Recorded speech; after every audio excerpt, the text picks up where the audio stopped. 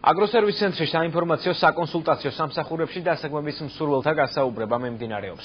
კონკურსანტებს 10 წევრიანი კომისია აფასებს. კონკურსი 10 ვაკანტურ თანამდებობაზე იყო გამოცხადებული, განაცხადი კი აგროსერვის ცენტრში 50-ზე მეტმა ადამიანმა შეიტანა. გამოსთა 3 ეტაპად მიმდინარეობდა. პირველ ეტაპზე ტესტირება კონკურსანტებმა თბილისში იუსტიციის სასწავლო ცენტრში გაიარეს, მათ საკუთარი შესაძლებლობების საოფისე პროგრამების სოდნაშიც გამოავლინეს.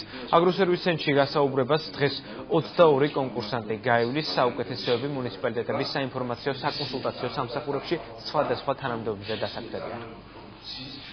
მომზადებული არ ყოფილვარ, იმიტომ კონკრეტულად მე ჩემი ცხოვრებისეული გამოცდილებით, ჩემი მიმართულების სპეციალობით რაღაც წარმოდგენა მქონდა და მე ვფიქრობ, რომ ძალიან ნორმალური შეკითხვები იყო და ვფიქრობ, რომ პასუხებიც ადეკვატურად შესაბამისად ნორმალური ავეცი.